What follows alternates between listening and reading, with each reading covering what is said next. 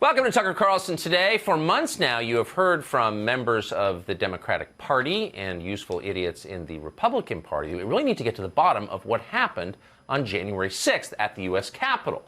And on this one narrow issue, we have to say we strongly agree. We should know. The country has a right to know what exactly happened that day and why. And so for the past several months, we've been looking into that. We've created a three-part documentary called Patriot Purge, part of Tucker Carlson Originals, that begins this week. Accompanying the release of that documentary, we thought we would sit down at length with the one journalist who has been on this story doggedly, without ceasing, for months, who has broken more news about what actually happened on January 6th than anyone else. It's a journalist you may not have heard of before this all started. How did she wind up covering this so well? Where's the New York Times? Those are other questions we may not address today. But we want to talk today to Julie Kelly, who has reported on this, as we said, from the very beginning, about what we now know. Julie Kelly, thanks so much for coming on. Thanks for having me. Thank you. And I'm just going to ask you at the outset, how did this fall to you? I don't know. That's a great question. We were kind of regrouping at American Greatness, how we were going to cover the Biden presidency. And I was like, maybe I'll just go back to climate change and, see what's going to happen in the administration with that. Kind of thinking things were going to simmer down after the Trump presidency was over. And then this just happened. And I think my take from the very beginning about what happened that day was different than what was being spun out as the narrative. Did you go to Columbia Journalism School? I did not. I went to Eastern Illinois University. Go Panthers. It's just so interesting because your reporting hasn't simply been ideological, which is to say I don't like it only because I agree with it, though I happen to. Mm-hmm. But I like it because it's filled with new information that nobody else has. You've done actual reporting on this from the very beginning. And do you ever think to yourself, as a graduate of Eastern Illinois University, why am I the only one who's doing this? I do sometimes wonder. It definitely was one of those things that even a lot of journalists on the right did not want to touch at all. But I think seeing right out of the box what these judges were saying and ordering people like Couy Griffin, the Cowboys for Trump guy, who didn't even go in the building. That was really my first article on it. And sentencing him to pretrial detention. He wasn't even charged with a violent crime. And you have judges lecturing him about his beliefs about the 2020 election, using that as justification to keep him behind bars before trial. And I thought, this can't be real. I'm reading these articles thinking this can't be real. And that was just the beginning. That was, early February. That really says it all. Holding Yes. a man in prison because you disagree with his opinions on the election? And that is legitimately what's been happening, Tucker. So that was the first case that I studied. I opened up a Pacer account. I'm not a lawyer, and so I'm sort of addicted to it now. But that's where you can get all the court documents, and you can find out when the hearings are. And because all the hearings are virtual now, I could call in and listen to what was being said in court. And it was just mind-blowing, not just what the prosecutors were saying, but what the judges were saying. And we're talking about judges on Trump judges, Obama judges, Reagan judges, who were telling these people this was a horrible stain on our country and condemning them for doubting the legitimacy of the 2020 election. And what the prosecutors were calling them, terrorists and rioters, insurrectionists. And so that's really... It was professional, but now it's taken on almost a personal crusade on behalf of the people whose lives are being destroyed by this investigation. So you did, what you're describing is journalism. There are a lot of ways to look at what you're doing, but one of them, I guess, the hopeful way to look at it is the traditional media collapse and refuse to just do basic reporting, listen to the hearings. Right. And the gap is filled by people like you, and you're doing a better job than they did. So anyway, I'm grateful for what you've done. You just brought a lot of information to light that people who don't even agree with you can just assess and make up their own mind. And so thank you so much for that. Well, thank you for covering it. So I want to take an overview. I want to begin with an overview of what we're seeing in the aftermath of January 6th, which is what you've been covering. And it really feels like a war on terror, but the domestic version. So here's a portion from the documentary we just did, and I want to get your reaction to it. And the left is hunting the right. Hunting the right. Hunting them across the country, dragging them to D.C. in the middle of the night, sticking them in the gulag, sticking them in Guantanamo Bay for American citizens, leaving them there to rot. Today we take an essential step in defeating terrorism while protecting the constitutional rights of all Americans. It's now the law of the land that the military can arrest American citizens, hold them indefinitely without charges or trial.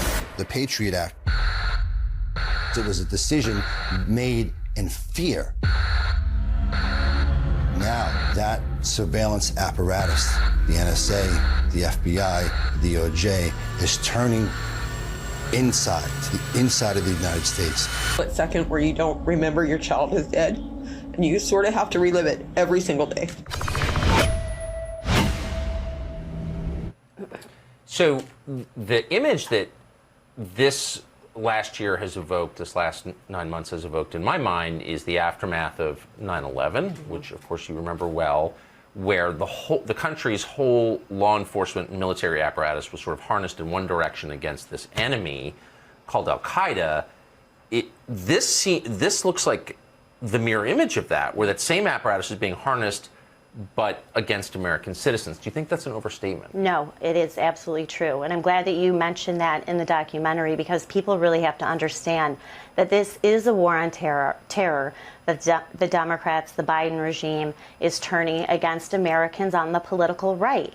I mean, when you have Chris Wray on March 2nd go to Capitol Hill and call January 6th an act of domestic terror, that opens up all sorts of opportunities for every federal agency to run with that, which is exactly what they've done.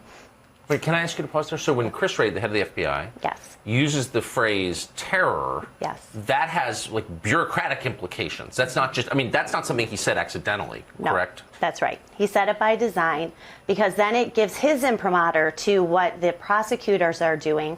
So we now have more than 650 Americans who have been charged with the Capitol breach probe, as they call it. And so it's okay then for prosecutors, which they have called some of these people terrorists in court. They want to add terrorist enhancements to their sentencing, even for people charged with nonviolent crimes. And so it's not an exaggeration to call this a war on terror against Americans. That's exactly what it is. That's horrifying. Yes, it is. So just to be completely clear, those 650, you said 650 have been charged? Yes. Mm-hmm. Those all pertain directly to the events of January 6th. Now, give us the death toll that day. How many died on January 6th, just to get our baseline facts established, and how did they die? So 4 people died. Ashley Babbitt, as you know, you cover in the documentary. Roseanne Boyland, who it's very likely, Tucker, that Capitol Police and D.C. Police also were responsible for her death as well. So she's a 34-year-old Trump supporter from Georgia.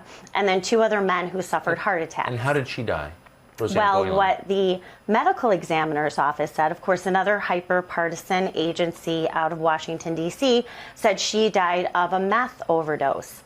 But there's plenty of video and eyewitness accounts by people who were there who saw her attacked by police. This is in this lower west terrace of the Capitol building, where they were spraying a very noxious gas on protesters, and she was probably trampled to death too. So there was a lot going on in this tunnel. Police attacking protesters, also pushing them out.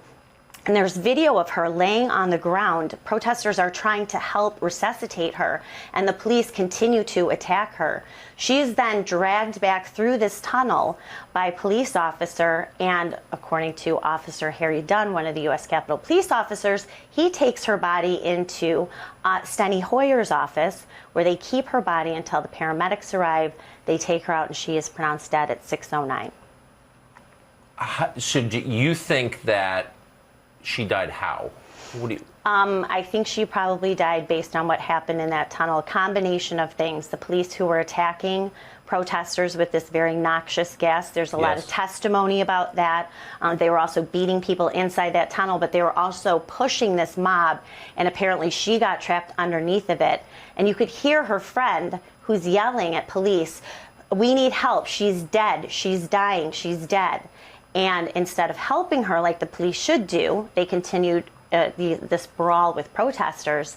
And then I think when they recognized what had happened to her, they dragged her back through the tunnel into the building to, I guess, obscure what happened to her. So there's still a lot to be learned about what happened to her as well.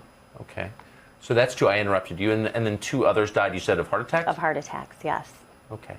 So I heard, personally, and I think all who watch television heard, that there were a bunch of people killed by the mob that day. How many were killed by the mob that day?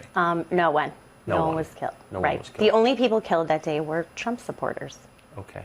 Ashley Babbitt, most famously, I think our viewers are familiar with that. I don't think we can overstate, can't say enough that she was an unarmed woman, barely over 5 feet tall, was shot without warning by a cop with a documented history of lunatic, reckless behavior. Right. That's absolutely true. Really an atrocity. Officer Sicknick. So we have a portion of the documentary just for our viewers who are not current on Officer Sicknick. I want to tee this up and then get the view on this. Here it is. January 6th is being used as a pretext to strip millions of Americans, disfavored Americans, of their core constitutional rights and to defame them as domestic terrorists. But what exactly happened on January 6th? How much of what we were told about that day is a lie? Darren Beatty of Revolver News is one of the few in media who's done real reporting on what actually happened on January 6th. The establishment narrative. The worst single act of political violence since the Civil War. Donald Trump supporters killing police officers. Was MAGA blood libel. Officer Brian Sicknick died after being hit in the head with a fire extinguisher during the hours-long attack. They beat a Capitol police officer to death with a fire extinguisher. Officer Brian Sicknick died after being hit in the head with a fire extinguisher during a fight. He died at the age of 42 after he was bludgeoned with a fire extinguisher. A rioter hit Officer Sicknick in the head with a fire extinguisher. Hit in the head with a fire extinguisher. Bludgeoned with a fire extinguisher. There's just one problem with this story. It never happened. Officer Sicknick, Yeah. your reporting on this is has no peer in my view. So just give us the Officer Sicknick story. So what happened was the next day, on January 7th, late that evening, the U.S. Capitol Police issue a statement that Brian Sicknick has died in the line of duty, killed in the line of duty by Trump protesters. That was their official release. So that was the first release from the Capitol Police. That was the first release on January 7th, that he had died that evening. So he died that evening. Apparently they had this press release ready to go to exploit his untimely death. He did die at the age of 42. Then the next day, so I think part of what they did, they wanted to create this narrative that the Trump insurrectionists had killed a police officer. I also think that they wanted to bury what had happened to Ashley Babbitt, because what really infuriated the crowd that day, Tucker, aside from being attacked by police, as you show in the documentary, is word spread that police had shot and killed a female Trump supporter. So I think this was also part of obscuring that.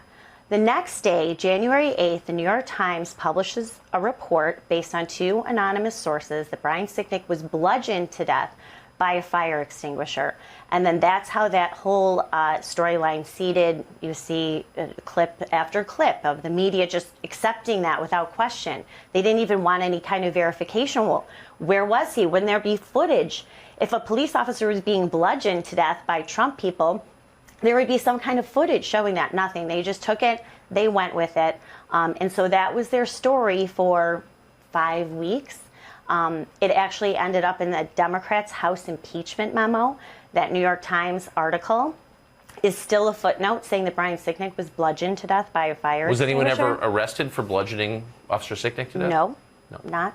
And so then on February 12th, the New York Times, the weekend before the Senate trial, for Trump's second impeachment trial, the New York Times retracts the story, says, oh, never mind, that's not what happened to him. It was based on anonymous accounts, and so, oops, and that was the extent of it.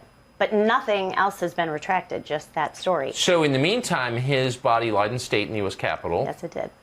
And it implies no disrespect for Officer Sicknick or his sad death to note that his passing was used as a political weapon by the left. It created so many optics right after the New York Times published that article. So you had a procession of police cars through Washington, D.C., silence throughout Washington, D.C. as they're carrying his body. And then, of course, he lied in state for 2 days. He was eulogized by Nancy Pelosi and Chuck Schumer. Joe Biden and Jill Biden showed up to give their respects. You could see Joe Biden walking away, shaking his head. He's then transported in another formal ceremony to Arlington National Cemetery, where he's buried. So these are all the optics that were created in February. So then they pivot to this is just all a manufactured. It's all fake, fabricated. Yes, and I'm they sorry were I all interrupted in you. on it. It's just hard to digest this. No, it really is. I mean, think of the people who are ceremonial, who lie in state in the rotunda. I mean, they're ex-presidents, and not saying that, you know, Brian Sicknick's life obviously is important, and it's tragic that he died that young. But the Democrats exploited his death in the most grotesque way, using him and his family to create these optics that the Trump people, Trump supporters, had killed this man in the line of duty. And so that was, I mean, you're standing there with the president of the United States. Republicans, you know, every leader, Republican and Democratic lawmaker were there for 2 days to pay their respects. And what happens? They retract the story. The next week, this happens the first weekend of February. 5 days later, the New York Times comes out and says, oh, never mind, that's not exactly what happened to him. So then what happens to him next? He dies from an allergic reaction to chemical spray. That was the next narrative that they go into. And that turned out to not be true either. Didn't stop, though, 2 men, Julian Cater and George Tanios, from being arrested in middle of March, charged with assaulting Officer Sicknick with chemical spray. Julian Cater still is in jail awaiting trial that won't start until next year. George Tanios has been released, but they are now the scapegoats to keeping alive the story that the lie that Brian Sicknick was killed by Trump supporters on January 6th. Every time I talk to you, I get upset. No, you just have to. Because you've kept track of all the information systematically, as a journalist should. Yeah. And I'm grateful that you have. Thank you. So how did he die?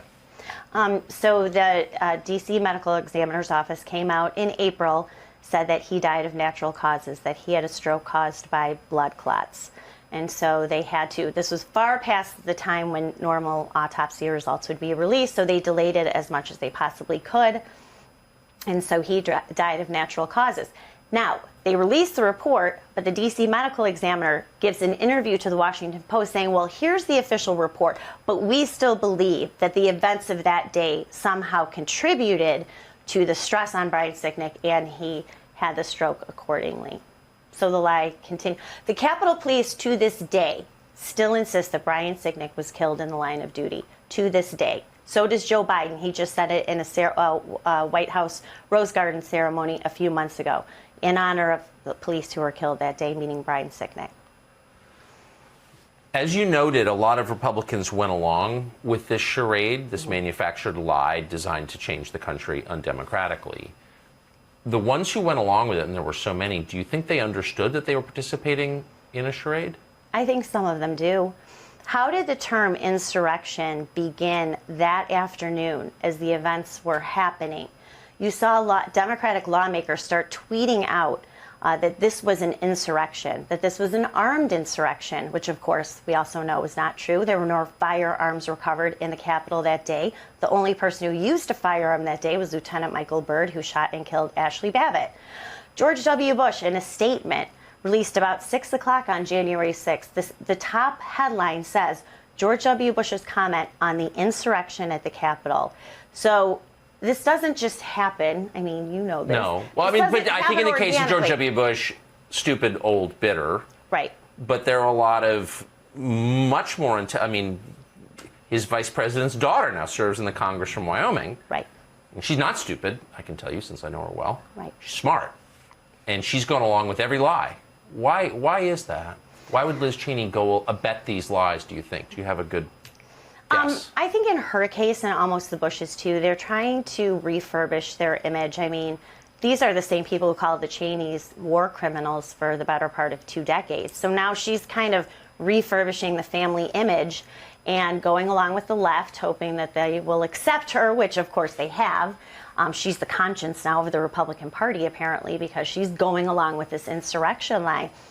But what she's doing is so dangerous and reckless, because what they don't know, Tucker, is how this is destroying the lives of so many people caught up in their little political games that they are conducting, at risk of what's happening, not just to the people, but to all of us. If they could round up every single American who voted for Donald Trump, that is exactly what they would do. And so this is the punishment by proxy, the people who are caught up in this investigation, vilified in the media, et cetera, and people like Liz Cheney and George W. Bush, Mitt Romney, all of them going along with it. Really shameful. One of the characterizations you heard immediately along with insurrection, I watched this stuff unfold. I had a child who was in the building. I saw as much as anybody else who was following this saw, and I hated some of it. I had breaking windows. I hate breaking windows, no matter who does it, period. Right. I don't like vandalism. But it was not an insurrection. It was so clearly a weird thing to say. My first thought was, it wasn't an insurrection. It was like pissed off voters. It was exactly what it looked like, right? Or seemed to be. They called it an insurrection. They also called it racist, which I also found confusing. From the very first moments, they were saying that this was a white supremacist insurrection. A sincere question to you, has there ever been any evidence that surfaced in the subsequent months that there was racial animus at the heart of any of this? No, absolutely none. And I will tell you, Tucker, of all the documents that I've looked at, all the posts that say social media posts or texts between people who have been charged, I see no racial slurs. You have one person, Tim Hale Cusinelli, who is the face of white supremacists. They took some memes off of his phone, some photographs. They were offensive. They were things that you would off of his cell phone. So they took memes that he had posted, that he had on his own phone.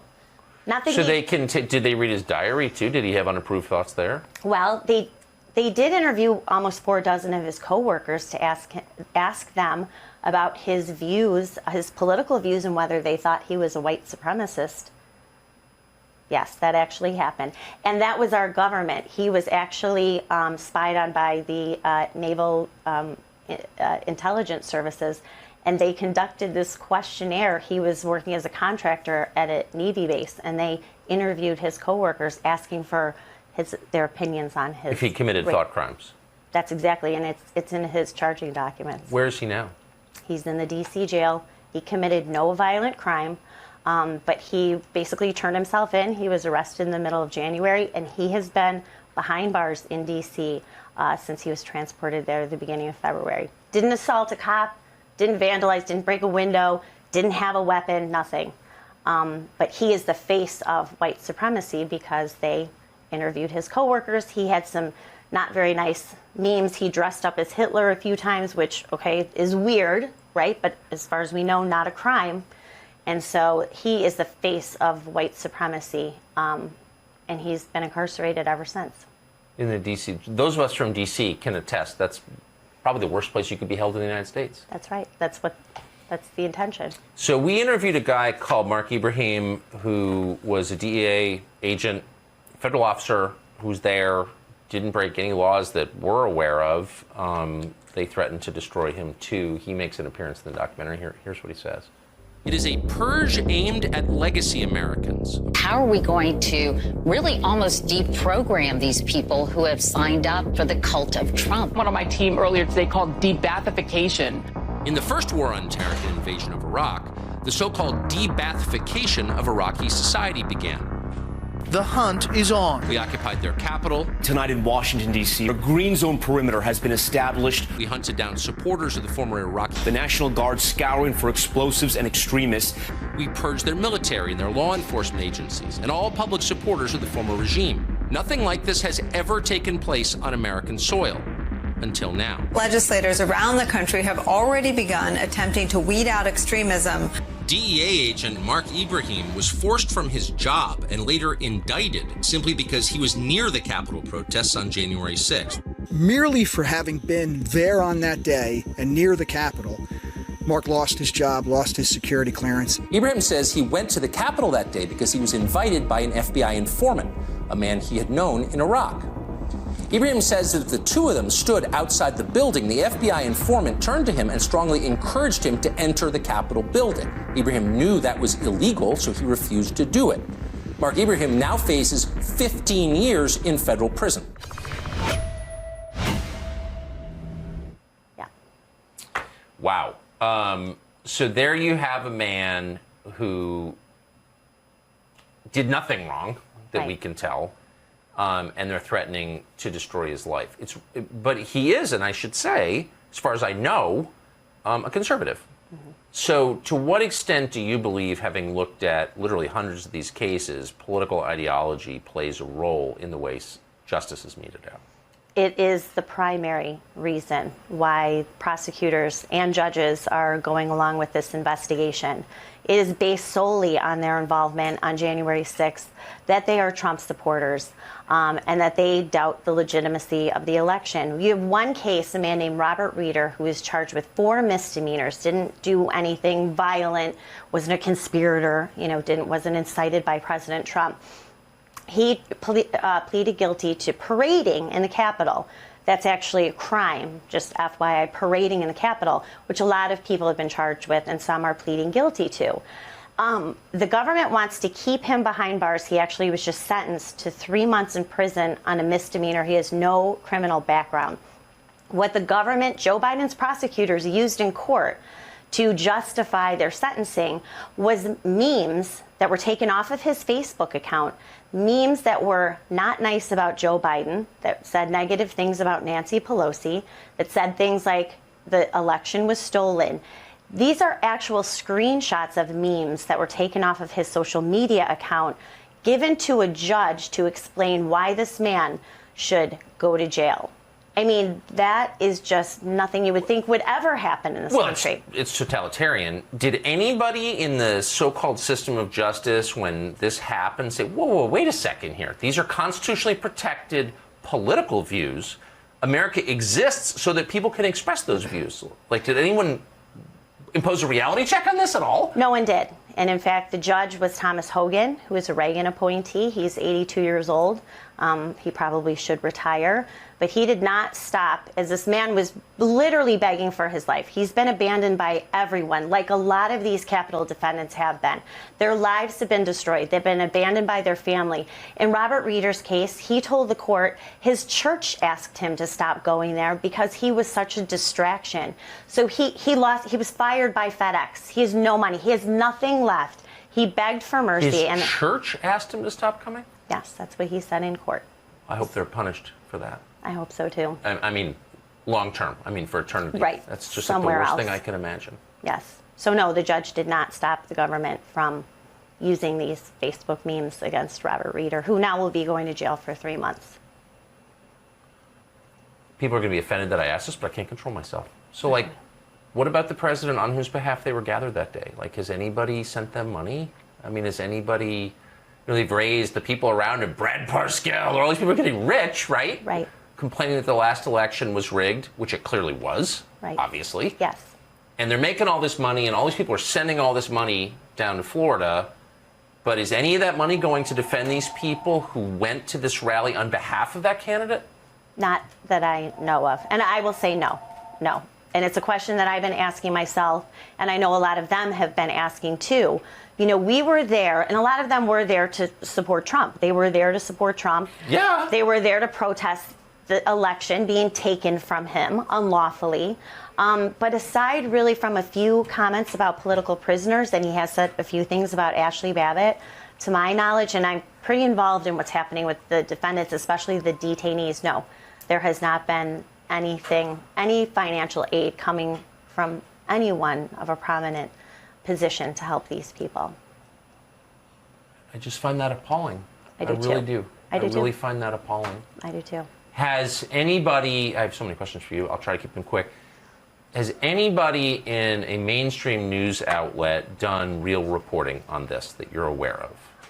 There are not, I mean, obviously Darren Beatty is doing a lot of reporting. But if you look at what's happening on the other side, you know, the Washington Post, New York Times, who is covering it. I will give a little credit to the New York Times, who they did confirm in a report at the end of September that FBI informants had infiltrated the Proud Boys, which is this alleged militia group that had no weapons on January 6th. None of the militia groups, by the way, had weapons at the Capitol that day. And so they did confirm that the FBI has informants. We're going to find out a lot more about that. But there are places, Politico, Huffington Post, BuzzFeed is following this very closely.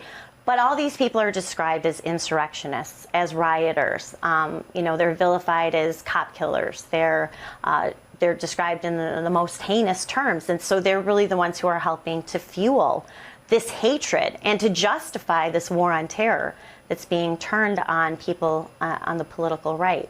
So, but otherwise, I'm surprised at some of the outlets who just still to this day refuse to cover this. It's loathsome. So to the question of the DOJ's involvement in that day, you've looked at, I can't even imagine how many hours of footage you've looked at from January 6th, and you've interviewed a lot of people more than anyone else. What's your sort of top-line view of the DOJ's involvement in those events?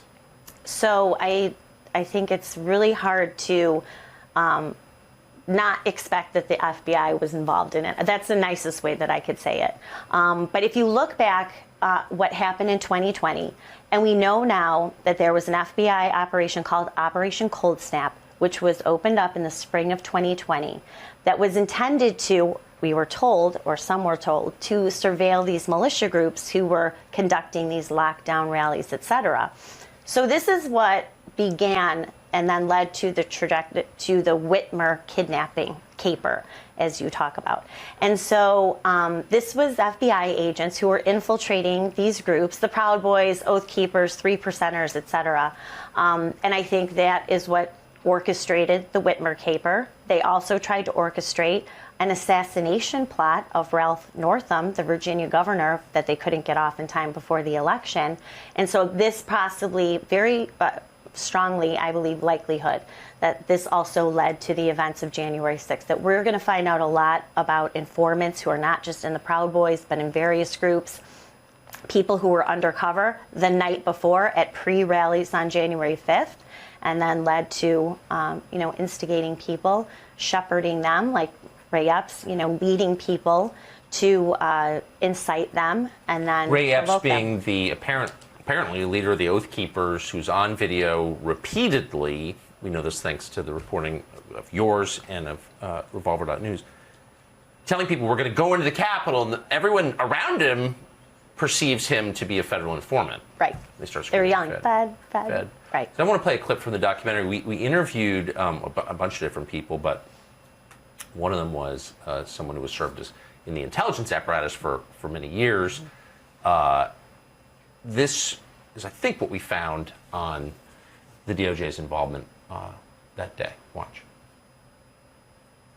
It's no wonder people are taken to the streets, and I support them. Show me where it says that protests are supposed to be polite and peaceful. Peaceful protests. Peaceful protests. Peaceful protesters. Too many see the protests as the problem. No, the problem is what forced your fellow citizens to take to the streets. Stop the steal! The media and Democratic Party leaders created the environment that made the January 6th violence all but inevitable. But were there other agitators there that day? Someone who might know is security analyst J. Michael Waller. For years, Waller worked as a professional agitator. And my area of specialization has been political warfare, psychological warfare, and subversion. During the Cold War, I infiltrated Soviet International Front organizations for the purpose of causing provocations that would discredit the Soviets. And so we actually managed to provoke a fight to break out at the World Peace Council conference that the Soviets had been sponsoring in Europe. So we had the headline in the Boston Globe, "Fight breaks out at World Peace Conference." January 6th was a political warfare operation. Having been trained by professional agitators in the past, I saw that this is a coordinated effort, that there are different cadres of agents provocateurs and other troublemakers who had a sort of a military-like precision in what was to become a storming of the Capitol building. You know everything about this, but just give us a summary of what we know about people who, by the terms they've set, clearly committed crimes, in some cases much worse than people who are still languishing in jail and yet haven't been charged. Like, are there a number of these people? There are, and I think that's what's so great about Darren Beatty's work is it's one thing to focus on the people who have been charged with, they are charged with, but then you have this whole group of people, prominent people, who have not been charged. And so you have quite a few in the Oath Keepers conspiracy case, including person one, Stuart Rhodes, who really, from the summer of 2020, was ginning up Oath Keepers for what was going to happen before and after the election. You have Thomas Caldwell, who said he was approached by Stuart Rhodes at a post-November rally and asked, hey, we do security. Do you want to come to, let's keep in touch, and you can come here and we will tell you when the rest of our events are going to be. And so it's just curious why person one in this wide-ranging conspiracy case where 20 defendants are having their lives destroyed, 3 of them are still in the D.C. jail, have been in the D.C. jail since last spring, but person one in the indictment is still not charged. You have a couple other people in the Oath Keepers case who have not been charged. Then you have the Proud Boys. So who were the FBI informants that the New York Times is talking about? Why do you see so many people, groups of Proud Boys, some of them with neon hats on? They were supposed to be nondescript. They weren't that day.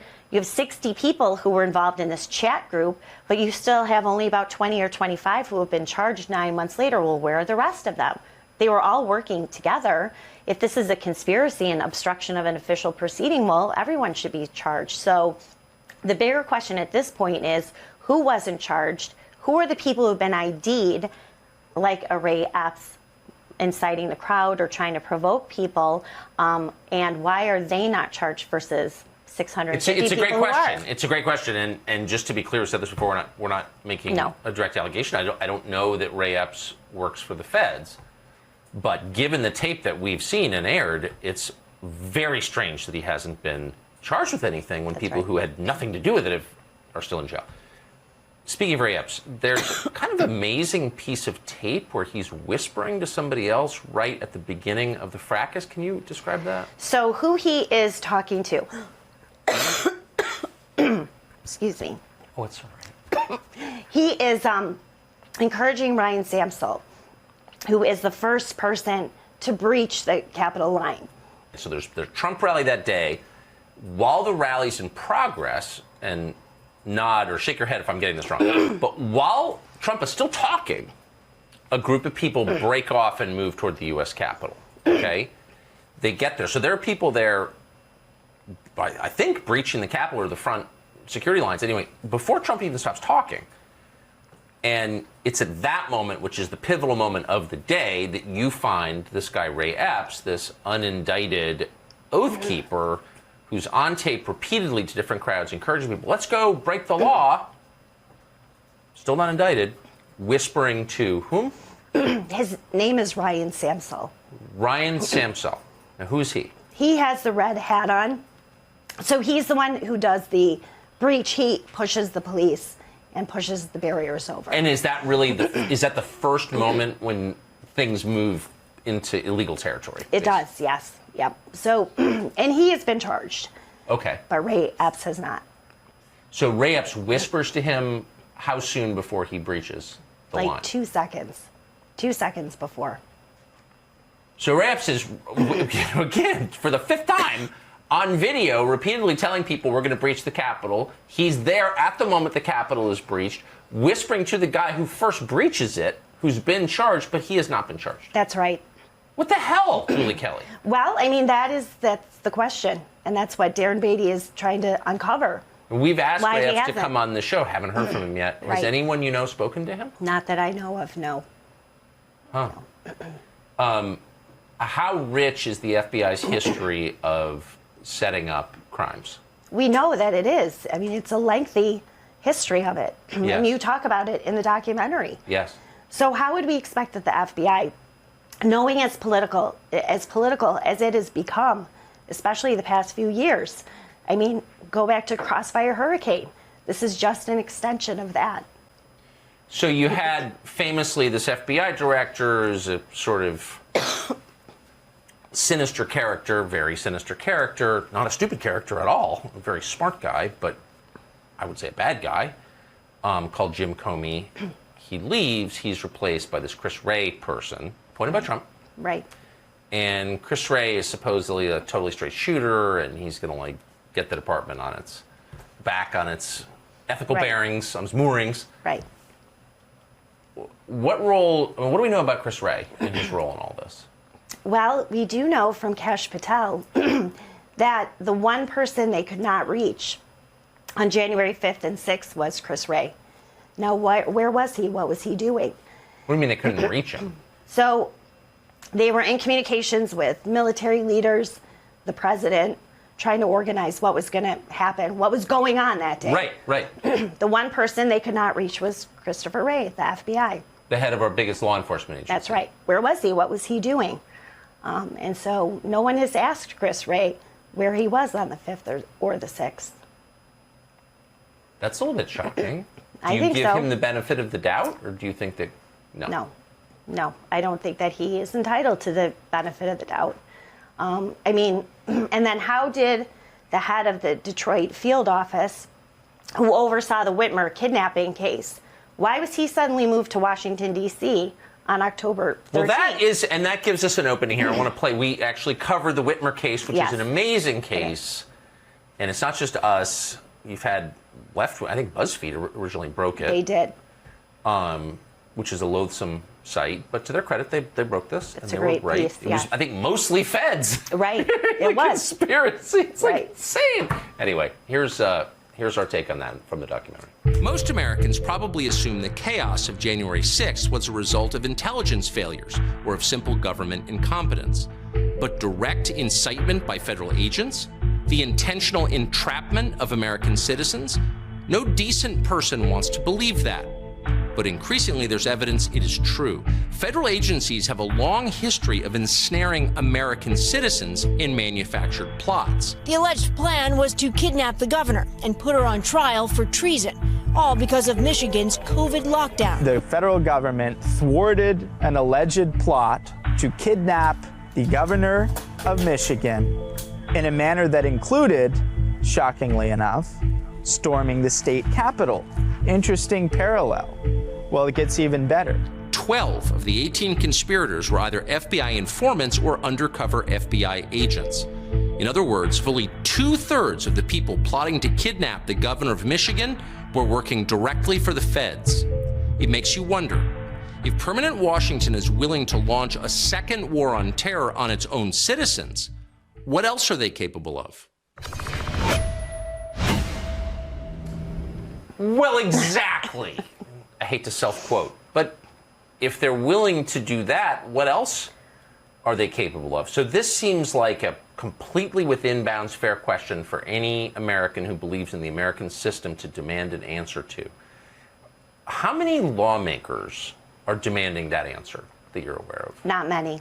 Not I mean, Senator Ron Johnson of Wisconsin has sent several letters, and he's been pretty outspoken about wanting to know more information about what happened. Yeah, how did Ron Johnson get so brave all of a sudden? I don't know. Crisis changes people, and most people get worse, but some people get better, and Ron Johnson is in the latter category. He really is. I mean, he's been really a stand-up guy on this. And then you have a couple of Republican lawmakers, Marjorie Taylor Greene, Paul Gosar, Louis Gohmert. They've been not just wanting answers about January 6th, but also defending this D.C. Gitmo and the people who are, detained there for months. But otherwise, no. Republican lawmakers have been largely silent on this entire issue. What's it been like for you? I mean, since you've been the primary reporter covering this, and I think really shamed the rest of the press by doing so, I mean, have you felt under threat? Do you feel monitored? Is there any indication that your communications have been intercepted by anybody? I'm just interested. I get that question a lot. I don't know. I mean, I assume sort of at this point that, we're all on someone's radar screen. But I try not to think about that, because if you do, then it makes you afraid and it makes you weak. And that's so true. You can't think that way. I think that's right. And that's what they want. They want you intimidated out of doing your job.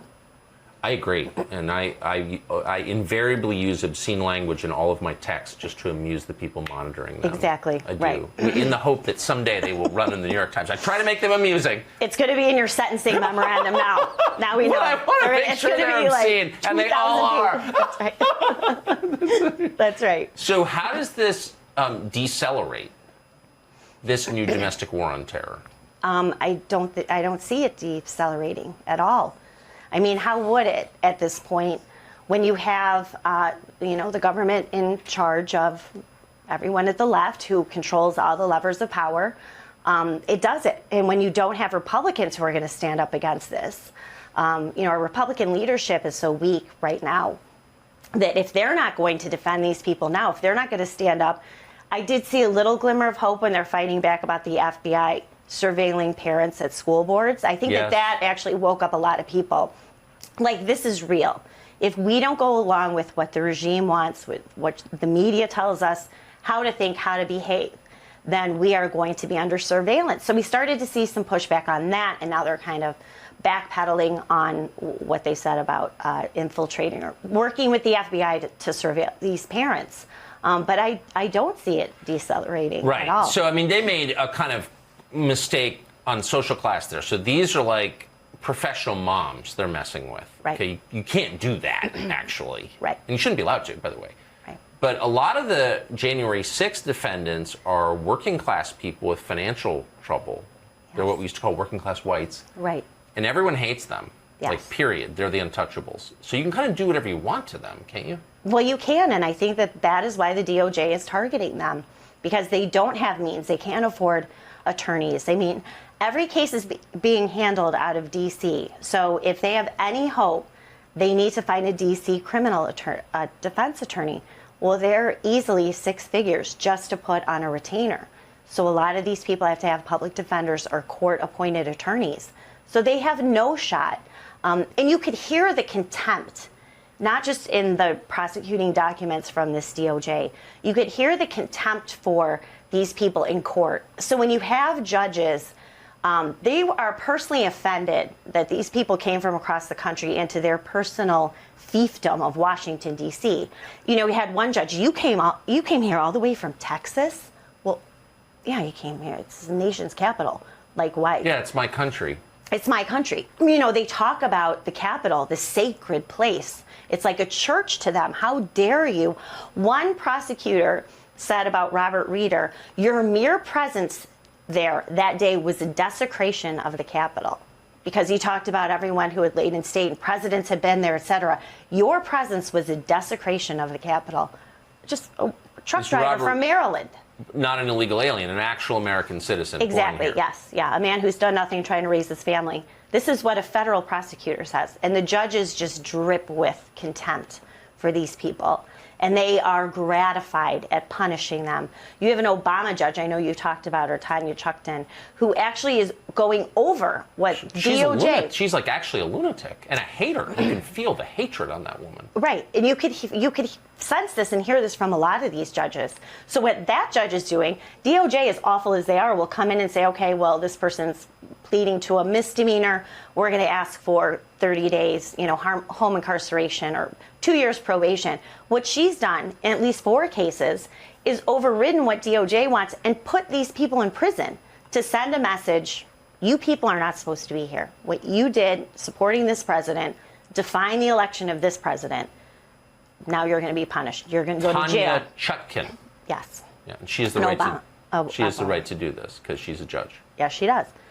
I've noticed in your reporting that some of the prosecutors, not all prosecutors are bad, obviously, but some of the ones whose words you have quoted come off as extremists, like radicals, like wild-eyed religious nuts, scary people. Is that just my take, or what? No, they are scary, radical, left-wing people who are drunk on their own power, because these judges are not holding these prosecutors accountable. Like you just said, no one is saying, hey, wait a second, this is out of line. These judges are going along with every continuance, everything that they present in court. It's widely accepted that this is a riot, that these are insurrectionists, that they are terrorists. No one is telling these prosecutors, no, this is out of line. And we're talking about people, this is pretrial detention hearings. These aren't even people who've been convicted of any crime yet. They're just arguing to keep these people behind bars. But with these prosecutors and the head prosecutor, Channing Phillips, who is now in his third gig as the acting D.C. U.S. attorney, he's a radical left-winger too. So they're dropping charges against BLM protesters from, say, Lafayette Square in June of 2020 for committing worse crimes than what happened on January 6th, where they're completely throwing the book at January 6th protesters. One theme that arises again and again in your reporting is how offended they are by the ideas that some of these protesters, now defendants, have, and that they're trying to criminalize certain ideas. Mm-hmm. That's right. Is that, you've noticed this consistently? Consistently, and it is across the board. Judges of both political parties who that is exactly what they're doing. Criminalizing thought, criminalizing memes, criminalizing texts between people. They will go through any personal detail from any of these protesters and use this against them. In one case, you have the case of Anna Morgan Lloyd, who is the grandmother from Indiana.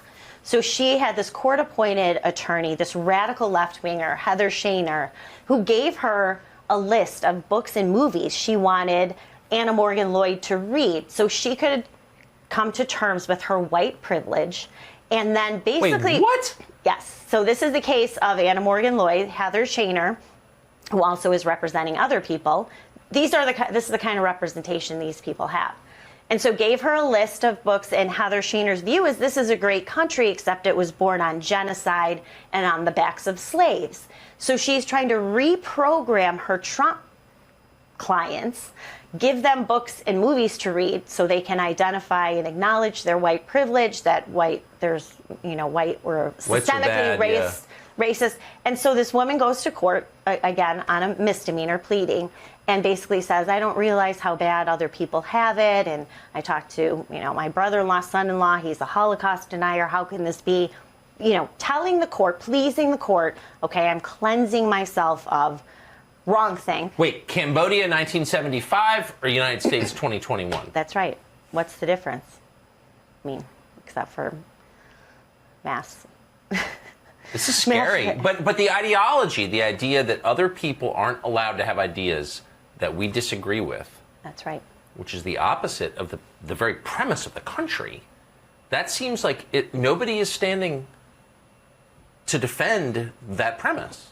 There was actually a ruling today. Amy Berman Jackson, another Trump-hating judge. Lunatic, yes. Yes, another lunatic who actually today let a man out of the D.C. jail because he wrote a long letter saying how now he despises Trump, how the D.C. jail now is radicalized because they sing the national anthem every night at 9 o'clock, which the detainees do. And Amy Berman Jackson told this man he could leave, but he can't watch Fox News. He can't watch any political programming, and that she wanted Amy Berman Jackson, who isn't actually a nutcase. Yes, she is. In my opinion, I followed a case. She tried to throw someone in prison for life for literally nothing. Right. She has commanded someone. You can get out of jail, but you're not allowed to watch Fox News. Right. Fox News, and she said all political. Yeah, I think she caught herself and then said, "Well, I don't want you watching any political TV. You can't watch MSNBC either." Is she God now, or is she a judge? That's what they're telling them, what they can watch. They can't be on the internet. One man was sent back to jail because he was online. He wasn't supposed to be on his computer. I don't know why. He was watching Mike Lindell's some program that he had, and he was caught by his probation officer, and he was thrown back in jail. And the prosecutor actually used the fact of what he was watching as reason why he was a danger and had to go back to jail. And this was all totally fine with George W. Bush and Liz Cheney and the rest of them. This is totally fine. Yes, I would think so. I mean, they're the war on terror architects, right? So George W. Bush and Liz Cheney, because they were repudiated by Donald Trump, because he called them out, called out George W. Bush, called out Liz Cheney's father on the Iraq War, said what a mistake it was, weapons of mass destruction, etc. This is their way to get revenge, I think is part of it too. But they certainly have not stated any objections to turning this against American citizens. I would expect that they embrace it. Man, if this were a fair country, you'd have a, what do they call it, Pulitzer Prize or whatever? This is way better. Julie Kelly, you're a brave person. You're a great reporter. I do think in the long run you will receive the recognition that you deserve from thinking decent people for what you've done. And I want to tell you now, I'm grateful. Well, thank you for covering it too. Thank you. Yeah, just amplifying your reporting. Thanks. Thank you. Friday night edition of Tucker Carlson Tonight. We are live, by the way, as always. So if we use profanity, you'll hear it. We're going to try not to. Ever notice how the biggest stories get the least attention? Weird how that works. The fake Duchess from Santa Monica spends an hour talking to Oprah about her skincare regime, and it's the lead of every morning show in America. Joe Biden institutes a government-wide system of racial discrimination that dwarfs Jim Crow, and nobody seems to notice. That happened yesterday, by the way. Did you know that? Probably not, because there was no press conference or signing ceremony, no media coverage. But 24 hours ago it happened. Biden restructured the entire executive branch of the U.S. government to discriminate on the basis of immutable characteristics. He made that announcement on the White House website, and it proclaims that within 30 days, every federal agency, all of them, from the Department of Justice to NASA to the Social Security Administration, all of them, all must, quote, ensure that they have a agency equity team within their respective agencies to coordinate the implementation of equity initiatives. And these Maoist equity teams will report to something called the Gender Policy Council. And the White House, quote, environmental justice officer. Does the environmental justice officer carry a sidearm? We don't know, actually. We do know that running all of this, which is the largest racial tracking bureaucracy since the fall of Nazi Germany, will be former President Barack Obama, and he'll be doing that, as always, through his longtime lackey and cutout, Susan Rice. Rice's goal, the goal of the entire initiative, is to place the federal government, all of it, in opposition to a very specific slice of the American population, not a foreign population, our own population. Here's how it works. Every single person in the United States will qualify for one of Joe Biden's many protected categories, except straight white men. So we're all in this together, except those guys who are on the outs. It's all of us versus them. Straight white men, they will not be protected because they are, by virtue of being straight and white and male, the cause of the problem. They're the enemy. So this is a big change. It's got enormous consequences. Among other things, it makes you wonder, why would straight white men continue to pay their taxes? And by the way, what percentage of taxes in the United States are paid by straight white men? That's one statistic you never hear. Why is that? But if you're one of them, you may wonder, wait, I'm working half the year for the government, which takes my money and then uses it to demonize me and disenfranchise me from a government I thought I was an equal owner of. I thought we were all in this together. We're all citizens. But I still have to pay half my income to people who hate me? Why would I do that? It seems masochistic. Well, you do that because you have no choice. The IRS has more guns than you do. It's that simple. Meanwhile, don't expect a government contract or an SBA loan or even decent service from the clerk of the DMV. You're a domestic enemy now. You're an English-speaking version of Vladimir Putin. The equity agenda is your personal sanctions regime. It's amazing if you think about it. And someday we'll all pause long enough to wonder how this could have happened in a country that claims to love the civil rights movement and build monuments to it. But that's in the future. For now, the White House just wants us to shut up and celebrate because henceforth, every official Joe Biden hires will be a first. Not the first in achievement, not the first in the class. No, better than that. Much better. First in appearance. The first person who looks a certain way or sleeps with a certain kind of person. The first in identity. That's what matters. So you can imagine it was with deep and justifiable pride that the administration announced that after a grueling nationwide search, they had finally located a gay White House communications director. Hooray! The news was announced by America's first illiterate White House press secretary. Watch her beam. And I look forward to welcoming Ben LeBolt. As you all know, he has been announced to replace Kate as communications director back to the White House. I also know that Ben is making history. As you know, we believe here in the Biden-Harris White House that representation matters. He will be the first openly gay communications director, which is very, very important indeed. Yay! He's gay! And that's, quote, very, very important. It's pretty thrilling. Finally, gay people will know they can achieve something in this country. They can leave their jobs at the asphalt plant and head to Washington for fame and fortune. Next thing you know, they'll have TV shows on Bravo. The possibilities are exciting.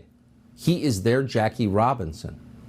But you do wonder, what exactly is the difference in real life between a gay communications director and a straight communications director?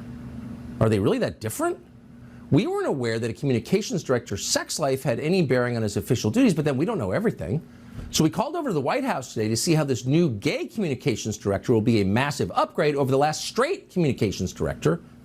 Unfortunately, they never explained the difference, so we're going to have to take it on faith and just celebrate with everybody else. Joe Biden's doing that.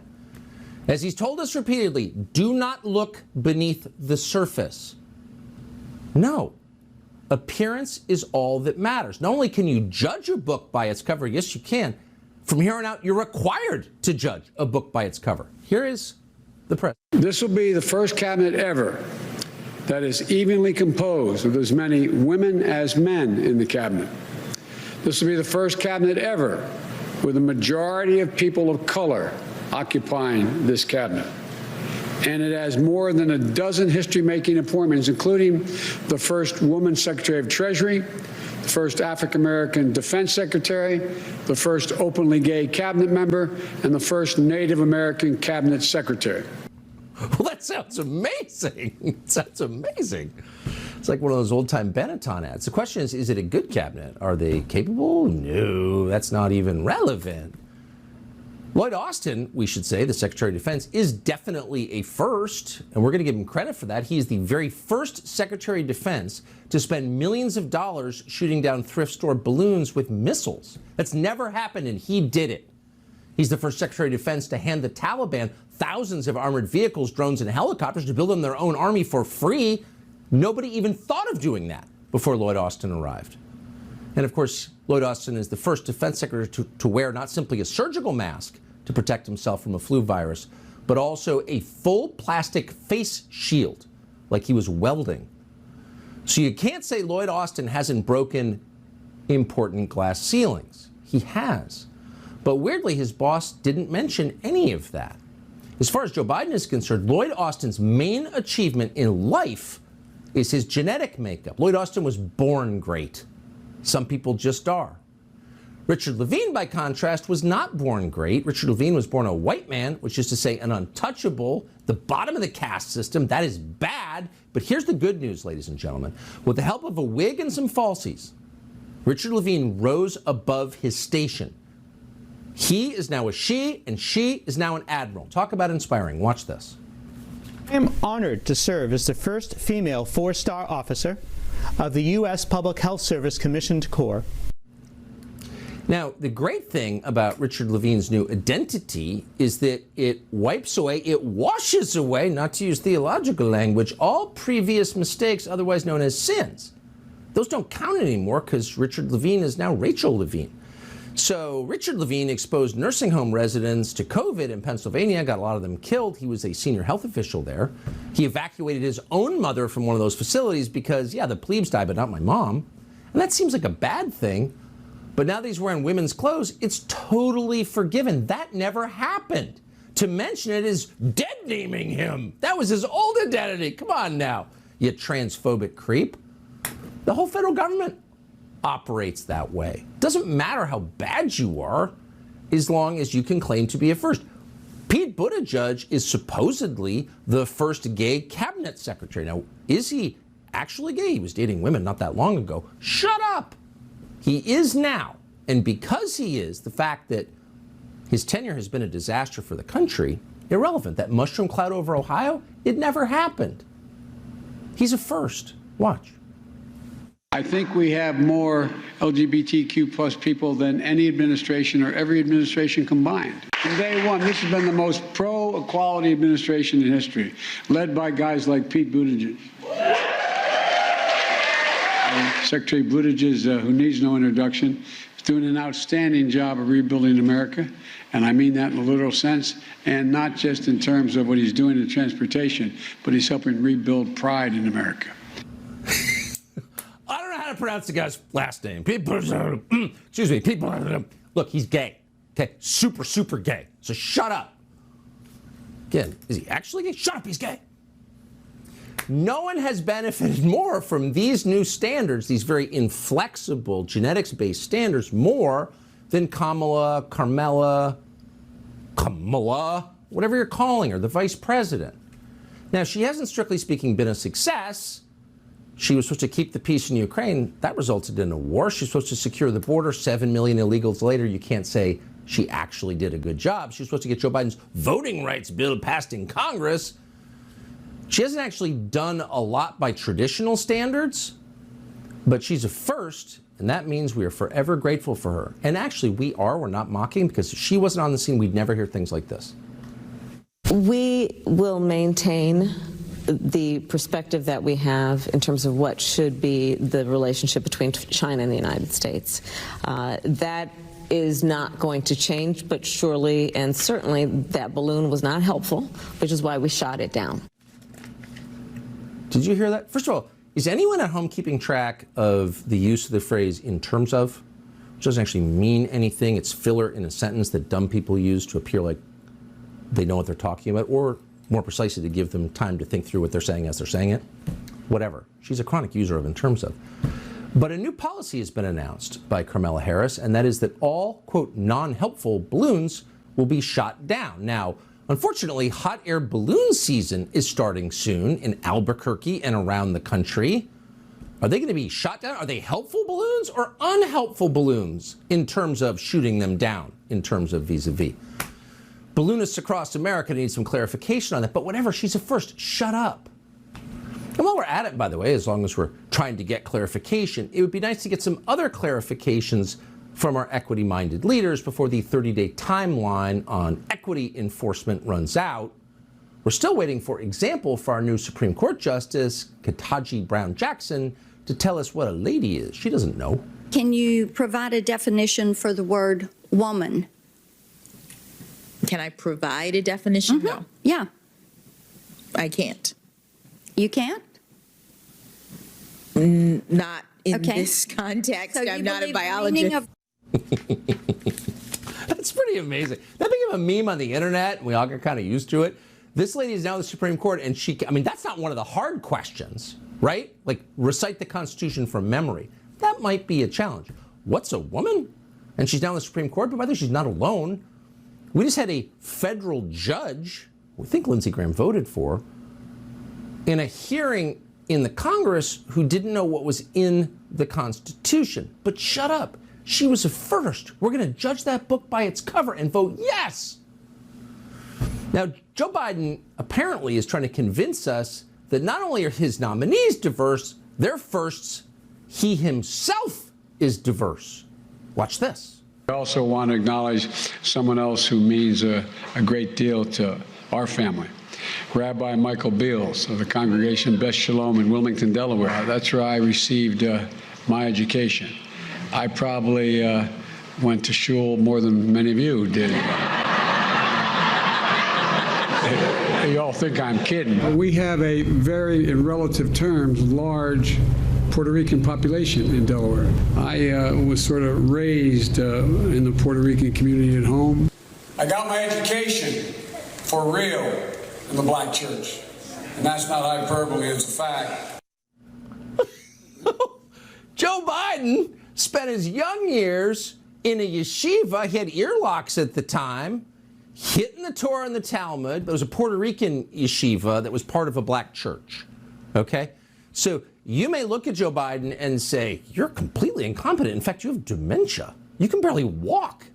You mistake your sister for your wife. You can't run the most powerful country in the world. Shut up.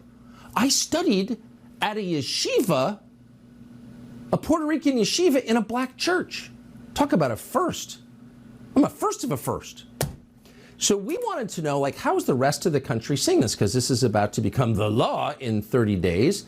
Chadwick Moore, we consider him a first. He joins us tonight to assess. Chadwick Moore, thanks so much for coming on. Now, you claim to be gay, and I'm wondering, now that there's this is too great. Now that there's a gay White House communications director, do you feel like this is your Jackie Robinson? Like, you can actually achieve something in this country? Yeah, I mean, Stop the Press is a gay man in...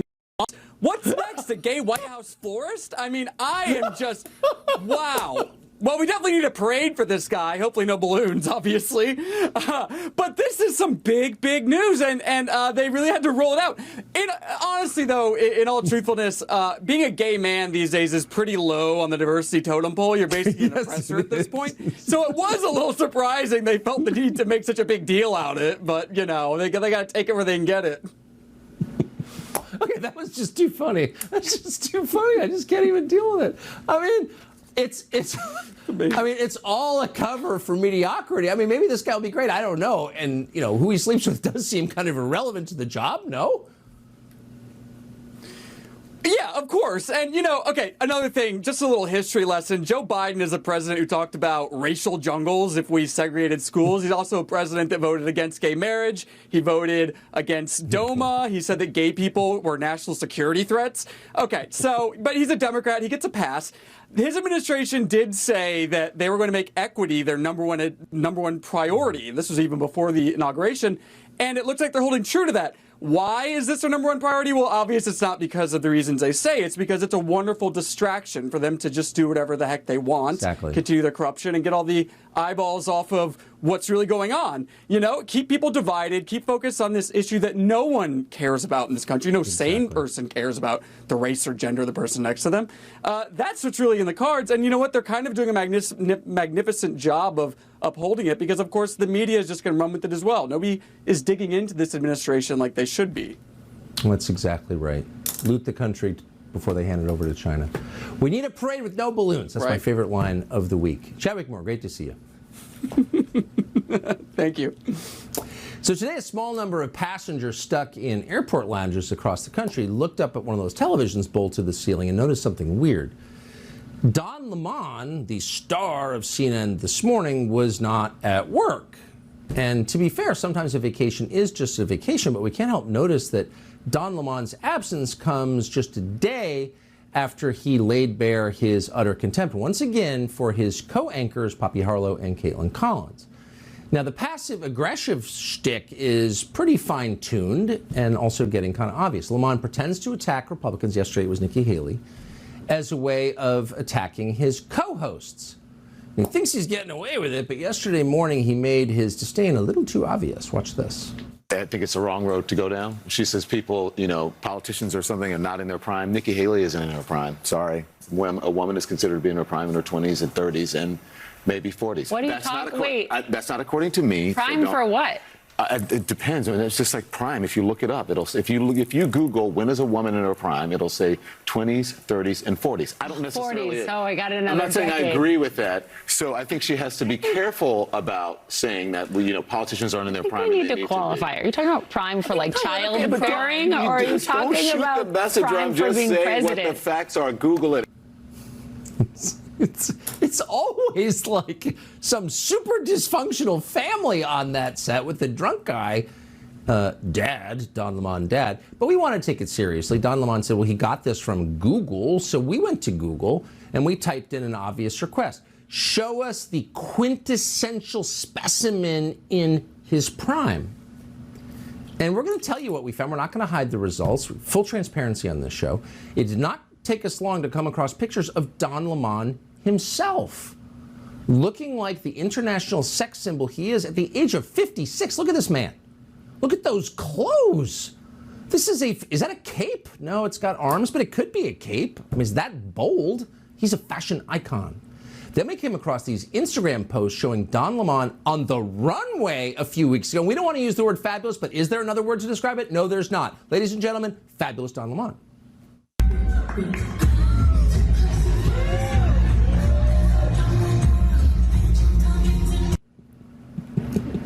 It's just so great. And the word sassy comes to mind too.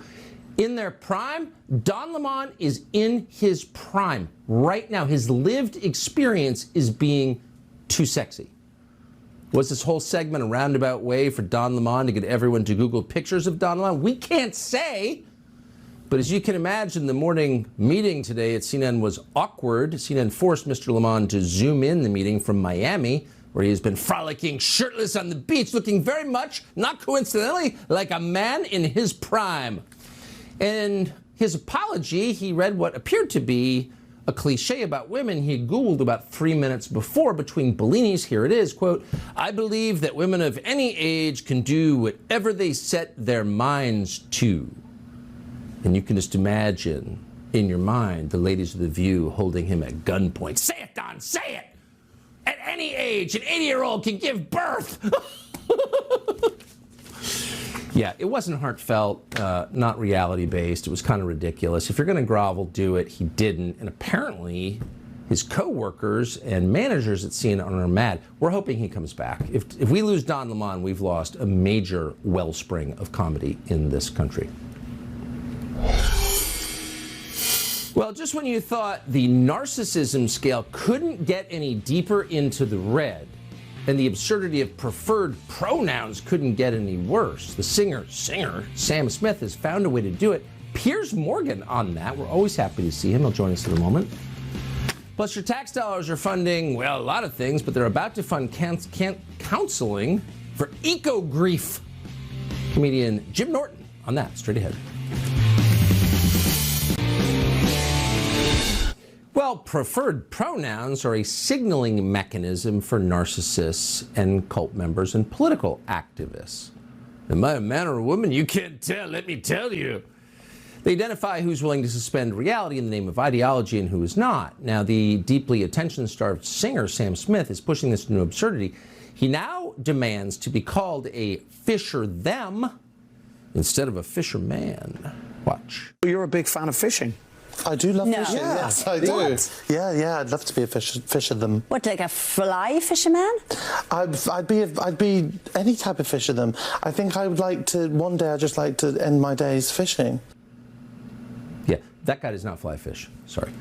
Piers Morgan is host of Piers Morgan Uncensored, one of our favorite people. He joins us today. So, Piers, what do you make of this? The story doesn't seem to be about his art, his music, but about himself. Well, first of all, Tucker, very disappointed you haven't given me my own pronouns. Hottest Briton in the world, which if you don't call me that every time you introduce me, I'm going to have you cancelled.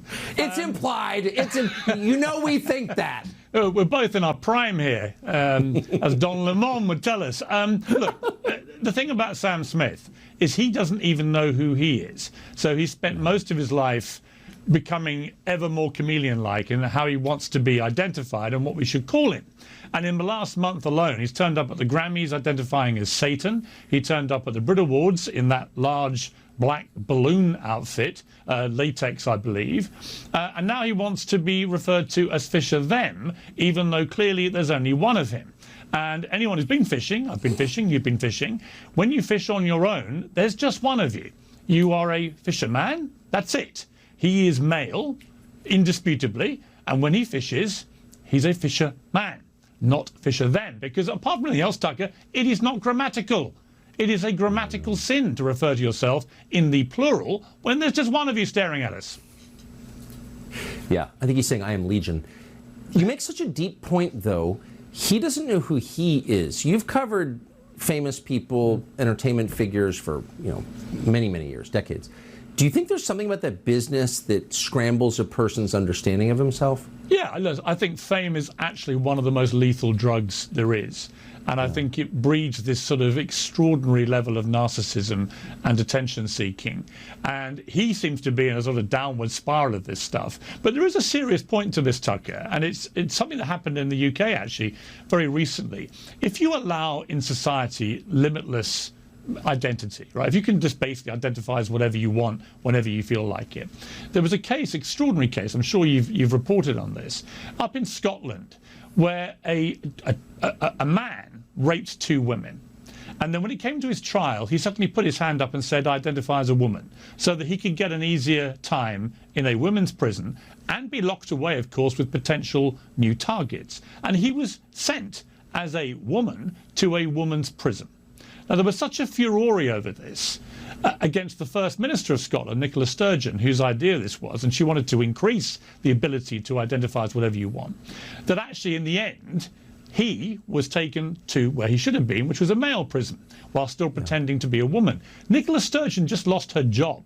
One of the most powerful, successful politicians in Europe the head of the Scottish Parliament, had been there for 8 years. She got kicked out of office over this scandal because ultimately, if you can't accept the absurdity when it stares you in the face, as it did then I don't know what you can accept. And politicians have to be very careful. So fine for Sam Smith. He can do what the hell he likes, right? Sam Smith, he, she, them, they, Fisher, them. I don't care what he or they wants to call themselves. I do care, though, when they try and enforce that language on the rest of us. And the penalty, if you don't identify now Sam Smith as Fisher, them, if you catch him with his rod, then if the penalty is cancellation, which is what people like he, they would like it to be, i.e. the ultimate sanction. If you don't refer to them, they, he, Fisher, them, in the way that they have decided they want to be referred, you must be expunged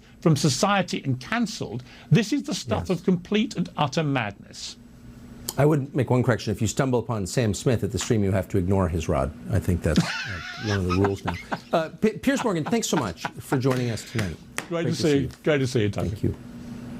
So we brought you many updates on that deranged shop teacher in Canada who wore giant prosthetic breasts to wag him in the kid's face and involve them in his sexual fetish. We now have a major update on that case. New photos show the teacher, what that teacher looks like off the clock. That's straight ahead. Welcome back to a special Friday night edition of Tucker Carlson Tonight. We are glad you're here. Now, you've been hearing a lot, maybe some propaganda, about the childless women movement lately and how great it is to be barren. And in interest of gender equity, it made us wonder, what is a day in the life of a childless man like? No one ever asked that question. J.P. Sears, one of the funniest people in America, had already thought of it. And he's here to show us what it's like to be a childless man. J.P. Sears, great to see you tonight. What is it like? Well, Tucker, it's great to be on with you again. By the way, I identify as a bald eagle, so it's great to be a part of a protected class, being an endangered species and all. But being a childless man, there's nothing more empowering. And in fact, I created a little video to show you what a day in the life of a childless man is like, if you care to check it out. Yeah. This is a day in the life of a childless man. In the morning, I wake up to the alarm of unbearable feelings of glorious loneliness. From that point, I do whatever I want, because not having kids empowers me to stay an immature child myself. With my coffee, I write in my journal to remind me how the world does in fact revolve around me. At noon, I award myself 10 virtue signaling points for not having kids, just like the globalists want. In the afternoon, I treat myself to red light therapy to help strengthen my narcissism at the cellular level. Then I enjoy reading about Marxism and all the benefits of destroying the nuclear family. So good. And before bed, I count my money and think about how it's the true source of happiness. Those idiots with kids are missing out. I would cry myself to sleep, but I'm a man, so I repress my emotions instead. It's amazing how much meaning you can miss out on when you set your life up to make everything about you. And that's the day in the life of a childless man. You missed the chronic drunkenness, but otherwise that sounds about right. It sounds awesome. When you put yourself at the center of your own universe, joy results. I think that's well known. We all know that for sure, Tucker. And in fact, my greatest inspirations in life are all childless men. Certainly Don Lemon. I mean, I think his career's really hitting a new trajectory as of today. But also I look at Leah Thomas. I mean, what he's been able to accomplish is a result of not having kids. And we all know some men just aren't meant to be mothers. But also, you know, in recent headlines, the Canadian trans teacher with a gigantic prosthetic breasts, right? That's become and I guess we have some breaking news that outside of the classroom, this teacher doesn't identify as such a absurd-looking teacher.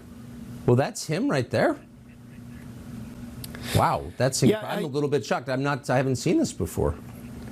Yeah, you know, Tucker, I was shocked. Apparently, those gigantic breasts are prosthetics. That was news to me, kind of shocking. I think this is a learning moment for all of us. So I saw the previous pictures, that one, for example, and I thought you could feed a lot of children with those things. I mean, I just kind of a practical man. And it turns out No, that's what he really looks like. In fact, he's carrying his milk in his hand. I noticed that looks like a carton of it. Incredible. J.P. Sears, thank you for that breaking news. You're welcome, Tucker. Anytime I can help. Looks kind of flat-chested. Well, it's interesting how mental illness has now become a political movement. Your tax dollars now paying for federal workers who are experiencing a condition called eco-grief. You drive a Suburban, so they need therapy. We have details straight ahead.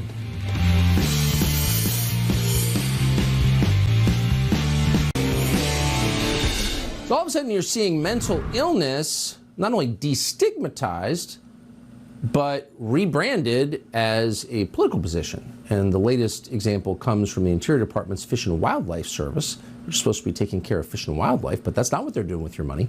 They're offering eco-grief training to employees who are traumatized by the fact you use a wood stove and drive a Silverado. The Washington Times broke the story. To assess it, we're joined this evening by Jim Norton, who is a comedian and therefore the perfect guest. Jim Norton, have you felt now or at any time eco-grief? No, I have not. But when I heard this, it made me root for an asteroid to slam into the planet. I don't want to die, but I'd be willing to go just to make those people feel worse. It's just another example that everything has to have a special name. Like, it's okay to be concerned about the environment. I see a picture of a 115-pound polar bear holding a tin cup. It makes me sad. But just lump it in with everything else. Lump it in with the fact that your marriage is over, your kids are stupid, the oceans are rising, and you lost your job. It doesn't have to have its own specific category. Well, it does, because it's a much greater concern than your petty concerns like the destruction of your life in the American middle class. It's like way more important than that. Well, it's just so silly that, like, some therapist is now going to have to hear some guy whinge that he can't maintain an erection because of deforestation. It's just one more way people can cry and feel bad and put a special little term on what they think is wrong with the world. Look, I don't want to get too specific, but is that actually a byproduct of global warming, impotence? I certainly hope so, because it's been happening to me, so I'm trying to blame it on something. So you think, and we're just being honest now, we're just gonna go right to the science. You think that rising carbon levels and temperatures might be responsible for your failure to perform in intimate settings? Absolutely. And normally it's just the opposite. Normally when it's colder, that's what happens. But for some reason, the heat is really getting me going in the wrong direction. Yeah, no, I just can't. I'm taping popsicle sticks to it. Nothing is working. Yeah. By the way, this great little... This meeting thing, this little eco-friendly thing, there are going to be couples who actually meet in these sessions, and that's going to be their origin story. We met while we were weeping over a garbage pile in Staten Island, and we knew it was true love. They're going to have to tell their children that's how they came together. I don't think they're going to reproduce. I really don't. I don't think they can. Yeah, because of the aforementioned effects of global warming. Amazing. Yeah, I just think it's another example of people needing a chronically unique malady. They just need something to put a name on to make their own feelings unique. And it's silly. It's very silly. That's insightful. I agree with that. Jim Norton, great to see you tonight. Thank you. Thank you, buddy.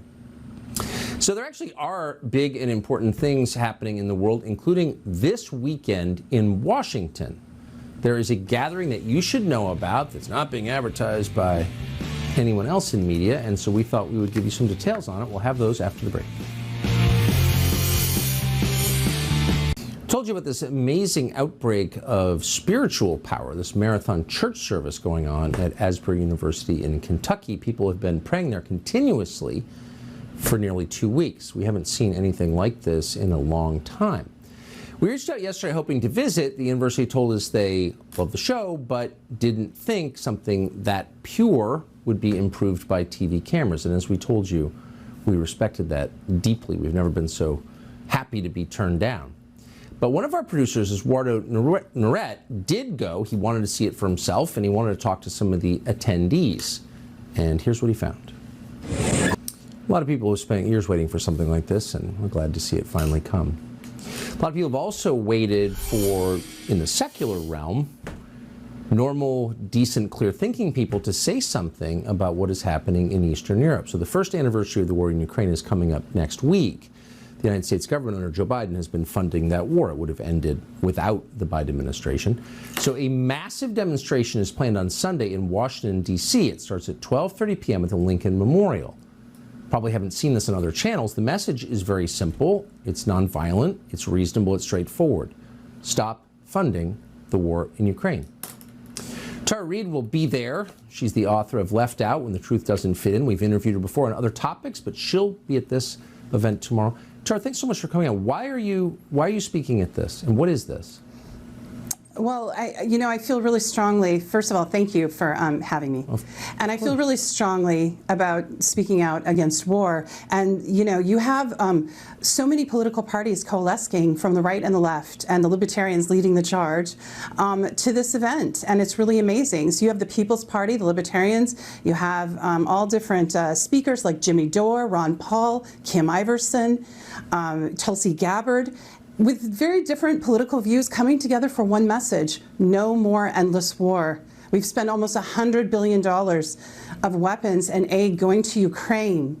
And the suffering that we have in our own country is being ignored. And you've been covering quite well, where other networks haven't, the East Palestine in Ohio, the ecological disaster. Our infrastructure is falling apart. America is becoming a failed state with all these endless wars. We've basically pivoted from Afghanistan to Ukraine. And this war started, yes, 24th, some people say, but actually it started in 2014 with Maidan, when the Western coup was put in place in Kiev. And that was revealed by Julian Assange, who is, should be freed. And he published the truth about what the imperialistic state of America and the West and NATO was doing. So the speakers are all gathering to ask to abolish NATO.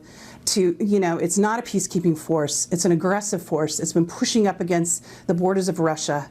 And now we're getting closer to the brink of World War III. And as and many of your viewers might not even know, but Kiev has a kill list, a Ukraine kill list, a website called Mirkrets. There's 337 children on the list. Faina Subkova is someone I talked to personally. She's 14 years old. Roger Waters is on that list. Igor Lopotonik, the director, Oliver Stone. These are, it's sponsored by the ministry in Kiev, and 12 journalists have died, and it should be taken down. So there's been a lot of war crimes, including what just happened with Nord Stream 2, and the UN Security Council is going to have a meeting about that next week. The Russian delegation has asked for that. Cy Hirsch brought forward that reporting, the Pulitzer Prize-winning journalist, of how America was involved with Norway in sabotaging the Nord Stream pipeline, part of that owned by Germany. So, we're all getting together to say no more billions to Ukraine, no more money laundering scheme, right? This is a money laundering scheme for the Biden criminal family, in my opinion. No more. We want peace. And Julian Assange said it best: if lies can start a war, then truth can bring peace. Yeah.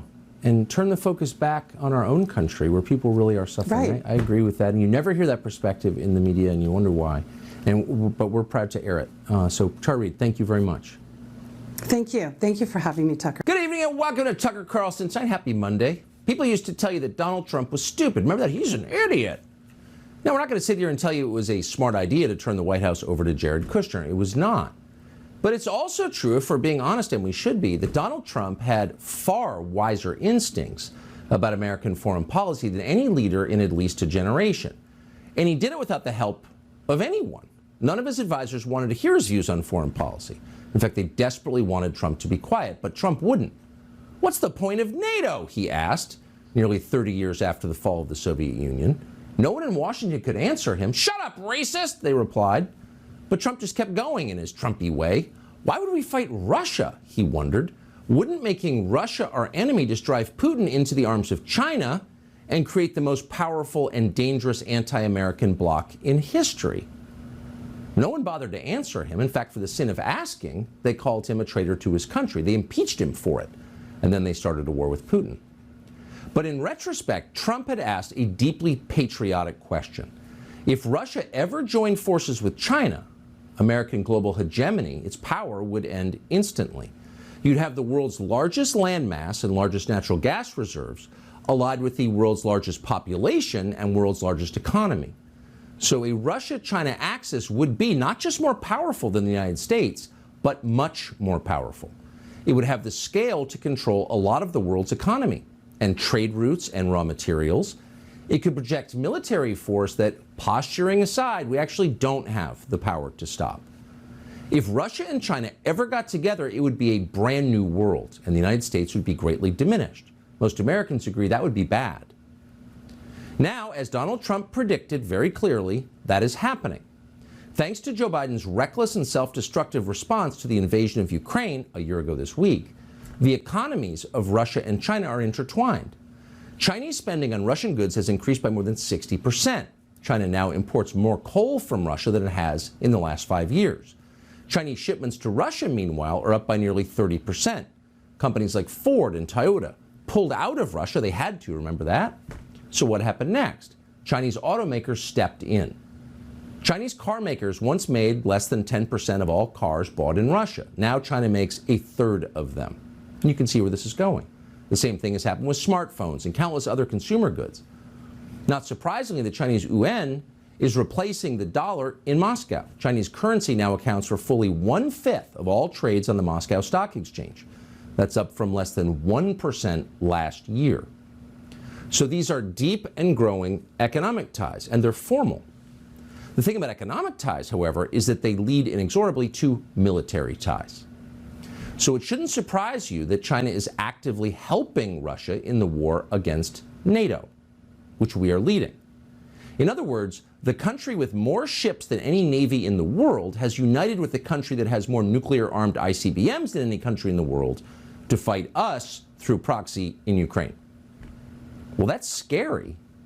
And the thing is, everybody involved seems to know it's scary and just how scary it is. Our leaders understand that their push for total war with Putin, which is unnecessary, could lead to the destruction of the West. They know that, but they're doing it anyway. In an interview with a German newspaper today, the Ukrainian President Zelensky casually mentioned that, oh, by the way, the entire world may soon go up in flames. Quote, if China aligns itself with Russia, there will be a world war. There will be a world war? If China aligns with Russia? Who could say something like that calmly? Since, as we just told you, China is aligned with Russia. It's already happened. That's not speculation, it's a fact. And as a result of that fact, according to Zelensky himself, hundreds of millions of people will die. No big deal, as long as we take Crimea. This is a very dark way of thinking. Zelensky himself is a very dark force. That is obvious if you watch him. It is unmistakable. Who could not see that? This man is a destroyer. He banned a Christian faith in his country and arrested nuns and priests. Oh, but he's a hero, claim our leaders, from Chuck Schumer to Mitch McConnell. No, Zelensky is not a hero. He is an instrument of total destruction. That is not a defense of his enemies, it's just true. And maybe that's why Joe Biden is drawn to him. Biden landed in Kiev today to promote another world war. Watch. Note the air raid sirens in the background. What's strange is there didn't seem to be any air raids in Kiev this morning. We checked. There were just air raid sirens at precisely the moment that Joe Biden appeared for a photo op. Even CNN's reporters on the ground in Kiev know that they've been in the city for the past 5 days and didn't hear any bombs or missile strikes or any sirens until the moment that Biden walked out for the cameras. I've been here for the past 5 days. I have not heard any explosions. I have not heard any air sirens until about half an hour ago, right when President Biden was in the center of Kyiv. Right. So here you have Potemkin air raid sirens, just the touch required in this, the most tightly scripted, most completely dishonest war in history, the fakest war. And the point, of course, is to sell Americans on yet another $500 million in tax dollars for Ukraine, for the Zelensky government. Watch this. We've committed nearly 700 tanks and thousands of armored vehicles, 1,000 artillery systems, more than 2 million rounds of artillery ammunition, more than 50 advanced launch rocket systems, anti-ship and air defense systems, all defend Ukraine, and that doesn't count The other $500 million we're announcing with you today and tomorrow, that's going to be coming your way. And that's just the United States in this piece.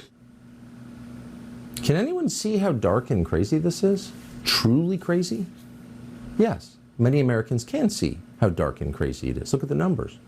How many Americans support this war for democracy that Americans for some reason can't vote on? Why don't we have a national referendum on all this? As long as we're leveling a country on behalf of democracy, it might be nice to try democracy here, but no. It's all so grotesque. It defies imagination, really. But imagine if you were watching all of this spectacle from your home in East Palestine, Ohio, a home that is still stinking of chemicals you can't identify. So here you have the President of the United States personally visiting a corrupt foreign autocrat to announce $500 million more in your tax dollars to go to Ukraine. Meanwhile, you, stuck in some lost and forgotten part of Ohio, the state that helped build this country, have a mushroom cloud over your city. The animals are dying, the water is glowing. And yet for more than 2 weeks after all of this started with the famous train derailment, FEMA and the Biden administration have refused to provide any kind of financial assistance to you. East Palestine still hasn't even gotten a visit, a token visit from Joe Biden's token transportation secretary, Mayor Pete. And after 2 weeks, people in East Palestine are starting to notice. Watch. What federal response? The White House is under fire for its response to the East Palestine train derailment. If it were in Washington, D.C., it would all be cleaned up and taken care of. I've had massive headaches since it started. And locals say they're feeling the effects of the toxic chemicals. East Palestine resident Melissa Blake says 2 days after the toxic train derailment, doctors diagnosed her with acute bronchitis from chemical fumes. It's hard to breathe. My chest is always tight, the coughing. I'm 53. I've had 2 headaches in my life, and I feel like I've had one every day since the controlled burn. My kids will never go play in our backyard again, which makes me very sad. Now it's never going to be safe for them in my eyes. Today, families like the Bayless lined up for a $1,000 check per person. Is $1,000 enough? Probably not. Honestly, it's probably not. Ted Murphy doesn't believe officials who say there's no lingering health risks. I got to move because I'm not safe being here. There is no way we are safe. But nobody cares, and they know that in East Palestine. But the contrasts are becoming too sharp and obvious. The American border versus the Ukrainian border. One doesn't matter at all. In fact, it's racist. The other is so important we'll risk nuclear war to protect it. Aid to Zelensky, unaudited, God knows where it's going. Nobody seems to care. And aid to East Palestine. We just can't afford it. Unfortunately, the people you just are not Ukrainian. So Joe Biden is not interested enough to visit. Unfortunately, no one in East Palestine thought to pay Joe Biden's son $80 grand a month. If someone had done that, someone had been wise enough to pay off the Biden family 8 years ago, things would be different. Here's how Joe Biden might talk to them now. It's going to deliver much needed humanitarian assistance as well as food, water, medicine, shelter, and other aid to Ukrainians displaced by Russia's war, and provide aid for those seeking refuge in other countries from Ukraine. It's also going to help schools and hospitals open. It's going to allow pensions and social support to be paid to the Ukrainian people so they have something in their pocket. So not everything that winds its way through Congress is of equal importance. Most legislation in Congress means nothing in the long term. Nuclear war means everything in the long term. So what's the issue on which both parties seem aligned? Oh, the issue that matters. So there is no opposition party. Both parties seem to agree that the administration that shot down weather balloons with $400,000 heat-seeking missiles is capable of navigating an incredibly complex conflict in Eastern Europe where the stakes are existential. No problem. We can pull this off. Everybody involved is Winston Churchill. No one on the Republican side seems outraged on a gut level that the President of the United States is personally visiting an autocrat in a tracksuit in Kiev while he ignores the exposure of thousands of American citizens to toxic chemicals we can't identify. So Republicans in the Senate have a leader. You might be interested in what he thinks is important. Here he is.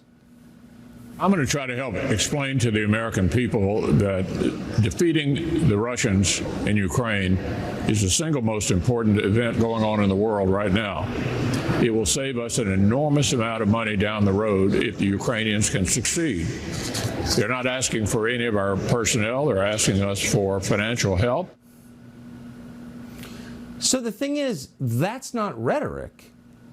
Mitch McConnell believes what he just said. I'm going to help explain. You couldn't help explain how to get from here to the nearest gas station. You're beyond the ability to explain. And you're way beyond the ability to lead the opposition in the United States Senate. But for some reason, McConnell and so many other Republican leaders and talk show hosts have been completely brainwashed by the idea that the United States will benefit from a war with Russia. Well, now that Russia has joined forces with China to create a bloc against the United States that we cannot defeat, that will control perhaps the majority of the world. Really? And you did that, by the way.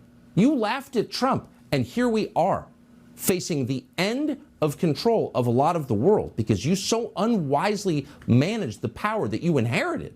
What's your answer now, Mitch McConnell? You're welcome on this show anytime to explain. Tulsi Gabbard is a former member of Congress, a former presidential candidate, and one of the very few people in the world who went on television after this invasion a year ago and said this could get really dangerous. You were right. And now that China is aligning with Russia and supporting the Russian war effort effectively against us, this seems like a massive turning point. Well, you heard it from Zelensky himself talking about the consequences of World War III. The thing is, he has made very clear that that's where he thinks we are already, that we are in World War III. Ukraine is the tip of the spear. And this is how he justifies making demands of the United States and all of these NATO countries to equip him with all of the weapons and aircraft and tanks that the United States and NATO have to go and fight this war that we are in against Russia. He is doing everything that he can to bring us and NATO into this war, directly into conflict with Russia. You remember when their Ukrainian missile defense system unfortunately had a missile that went into Poland and killed 2 civilians on a farm. What did Zelensky say? His very first thing, first person on camera saying, hey, this is a direct attack against a NATO ally. U.S. and NATO, you must go and attack Russia. The scary thing to me, Tucker, is to hear people like Zelensky, to hear Democrats and Republicans in the United States Congress and Biden administration officials speak so calmly and with a straight face about World War III. Exactly. How would it be won? How would we respond to the use of tactical nuclear weapons? What are our options in this battlefield? Forgetting what Ronald Reagan said when he said a nuclear war cannot be won and therefore should never be fought. This World War III, this path that we are on, unless we change course, it will result in nuclear war. You've all of the nuclear-armed countries in the world on this path towards a head-on collision. May I just ask you a really quick question? So Zelensky, who I think this country has borne with great patience, actually, for the last year, has repeatedly said, I've got a border dispute with my neighbor, Russia. You live thousands of miles away. You're not connected. But because of that border dispute and their invasion of the eastern half of my country, your whole family could die, and I'm okay with that. Yeah. Why aren't Americans rising up as one and saying, you're suggesting it's okay that my family dies? No, it's not okay. Off the stage.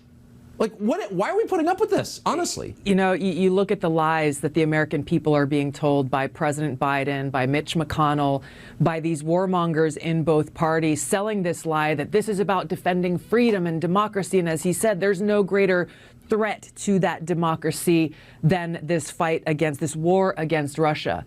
They are the ones who are undermining our democracy. They are the ones who are denying the American people our constitutional right to have a say whether or not we go to war or not. It is an affront to the Constitution and every single American, and we should all be raising hell about this because it is our future, the future of the world, that's at stake. I agree. I mean, how much weed are people smoking? This is a real issue. This is not one of the fake issues, you know, that we... There is no more real issue than this. Oh, I agree. I agree. Tulsi Gabbard, thanks so much for joining us tonight. Thanks, Tucker. And for maintaining your bravery. Oliver Kokenauer lives in East Palestine, Ohio, and it's a big moment in his life. His fiancée just gave birth yesterday to their child, but they cannot use water for her baby formula because it's poison. It's too dangerous. Thankfully, one of our guests from East Palestine last week, Courtney Miller, helped out. Miller delivered bottled water to residents, including Oliver and his family.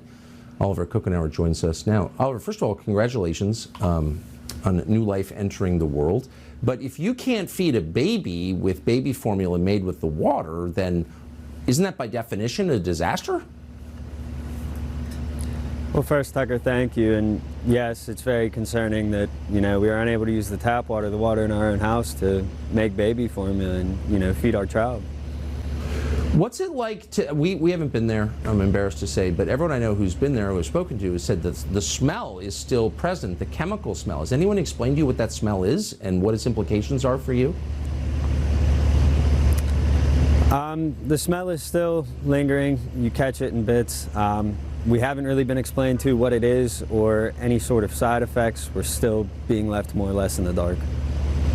So we're hearing reports, and we don't know if they're true or not, that the public doesn't really know what chemicals were spilled when that train derailed. Do you, since you're suffering the direct effects of that derailment, do you think you know what chemicals you're being exposed to? Not 100%. The manifest has been released and we can see that, yes, but we don't know for sure what is out there. Yeah, I mean, I happen to notice, reading the manifest, that some of the items were a little non-specific, like totally non-specific. Oliver Kokenauer, I appreciate your coming on tonight, and good luck in whatever comes ahead. God knows. Thank you, Tucker. So for really more than 2 years now, we've been complaining about, and we think it's justified, the fact that the U.S. Congress has held thousands, tens of thousands of hours of closed-circuit camera footage from the public. They have not released any of it from January 6th. And January 6th, of course, is a transformative event in this country. It's been used to change the country. So there are about 44,000 hours. And we have, you may have read this today, been granted access to that. And we believe that access is unfettered. We believe we have secured the right to see whatever we want to see. So we've been there about a week. Our producers, some of our smartest producers, have been there looking at this stuff and trying to figure out what it means and how it contradicts or not the story that we've been told for more than 2 years. We think already that in some ways it does contradict that story. And so we're going to spend the rest of this week taking a look at it, assessing it as honestly as we can, and we're going to bring you what we find next week.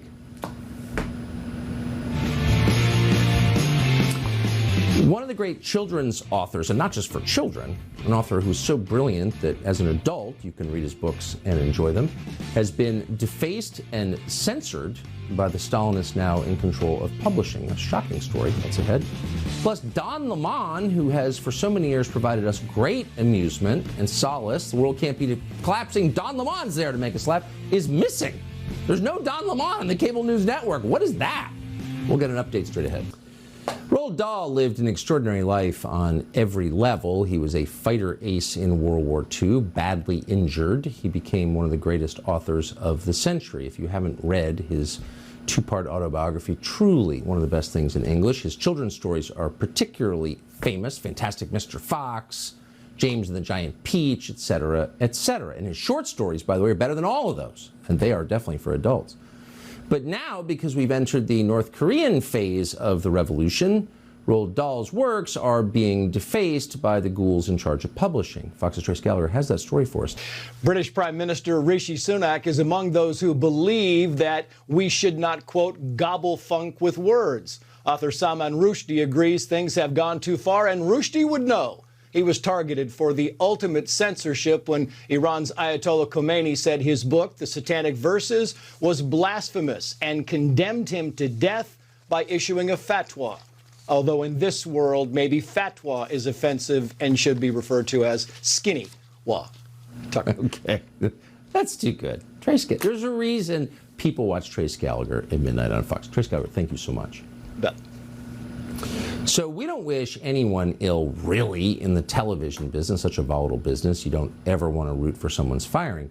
But it's hard not to notice that there's a lot of drama at CNN. First, their top star in primetime, Chris Cuomo, was fired, not exactly why. Then CNN Plus blew up, costing the company hundreds of millions. And then Brian Stelter got canned. If there was ever a firing to celebrate, it would have been his. But even we didn't celebrate. And now, to wreck our day, it looks like Mr. Don Lemon, the source of endless entertainment for us for many, many years, is out. He made the mistake of saying that women over 50 are not in their prime. Oh yeah, they can have babies too. So without even taking sides in that debate or being too literal about it, the bottom line is it looks like it's over for Don Lemon. He was not on the air today, which is bad if you're a TV host. Here's how his co-hosts explain why he wasn't there. President Biden makes a surprise visit to Ukraine. I'm Poppy Harlow in New York here with Sarah Seidner. Caitlin Collins is live in Warsaw, Poland, where the president will be shortly. Don has the day off. I mean, you know, no offense to the ladies on the set, but are we on? Let's be honest. Are we going to kind of miss Don Lemon if he's fired? Oh, yeah, a little bit. Steve Krakauer has covered television for a long time and really well. And honestly, he's the author of Uncovered. He joins us tonight. Hey, Steve. So what's going on? And again, we're not gloating in any way, but I know that you would know the answer. What's going on there? It seems like the place is like on the way to collapsing. Yeah, you know, Tucker, I was a colleague of Don Lemon, as you say, not too long ago, less than 10 years ago, and it seems like there's been, you know, a real fundamental shift at the network. I mean, it started, you know, only 3 or 4 years after I left during the Trump era. I think one of the biggest examples during the Trump era of the media that really just went off the rails. I write about it, an entire chapter on it, not just my experience, but chapter of the experience of other people that worked at the network and what happened there as well. And now you have Don. You know, Don was one of the stars of that era of CNN. He was a big primetime host. He's already been relegated to the morning show now, and it's sort of this relic of the old administration that's they're trying to dig themselves out of. You know, Don was a big star. He was like an influencer, and this really is one of the big problems of the media in general right now. You know, Don kind of bought his own hype, and I think that when he made that comment about Nikki Haley, he thought he was criticizing a Republican. He thought he was criticizing someone you're allowed to criticize, when in reality he didn't realize he's criticizing basically all women, and now all of his colleagues are mad at him. So I think it's a big problem with digging themselves out of this hole that they brought themselves into because of a lot of factors that happened only a few years ago during the Trump administration. I mean, Don Lemon is dumb and kind of crazy, but he's always been, and that's sort of the appeal. So if you put someone who's dumb and kind of crazy on TV, you expect him to say dumb and kind of crazy things, and like, that's hilarious. What was his crime exactly? Yeah, I do wonder if in the olden days, which again we're talking about a few years ago, back when you know when things were going so much better for Don Lemon, as you say, this sort of thing might have been swept under the rug. You know, I mean, let's just stack up what he said about Nikki Haley with all of the things he said about Donald Trump or other people in that administration. I mean, it's not even close. So, but I do think that there's a new mandate there, and Don's sort of out of favor right now because it's just not really the direction of the network. I mean, you know, we saw during the Trump era, and we've seen since then, a total lack of introspection. I get at this in Uncovered, just about every story. I mean, they make mistakes and they don't apologize, and then it just the trust in the media just keeps getting lower and lower. And obviously, CNN is trying to dig themselves out. They need to improve their ratings. It's kind of in the tank right now. Don is kind of he might be a casualty of that. Yeah, and Nikki Haley is a crazed neocon, and you're not allowed to criticize them, I've noticed. So that may play a role too. Steve Krakauer, great to see you tonight. Thanks, Tucker. So the train derailment we've been talking about for 2 weeks is awful, but if you're paying any attention at all, you may have noticed it's one of many environmental disasters that seem to be happening all over the United States. And what is this? You're a conspiracy nut. No, it's totally real. And we'll bring you more examples after the break. So this train derailed in East Palestine, Ohio on the Pennsylvania border a couple of weeks ago, and the Biden administration responded to it and the mushroom cloud that resulted when officials set fire to the wreckage by saying that, calm down, these kind of environmental disasters happen all the time. The Transportation Secretary, Mayor Pete, told us, we have 1,000 train derailments a year. Don't worry. That's not exactly reassuring, but at least since Biden became president, it does appear to be true. These things are happening a lot. It's not your imagination. Just today, there was a mass casualty event in Bedford, Ohio, after a metal manufacturing plant exploded. That's about an hour away from East Palestine. Multiple victims were reported burned. What was that about? We don't know. Meanwhile, in Doral, Florida, residents have been told to shelter in place for more than a week after a, quote, renewable energy plant caught fire back on February 12th. According to the EPA, air quality reached unhealthy levels after the fire began. Local parks and schools have closed. Residents are still being told to close their windows and run their air conditioners. That's still the guidance from local officials tonight after emergency workers tore down what's left of the renewable energy plant. Residents in Osceola County, Florida, meanwhile, near Orlando, have been receiving similar guidance after a massive fire at a plant there burned thousands of plastic pots and pallets last week. Now, the Biden administration hasn't said anything about any of these. What is this? At some point, people are going to ask, is this industrial sabotage or some kind of war going on?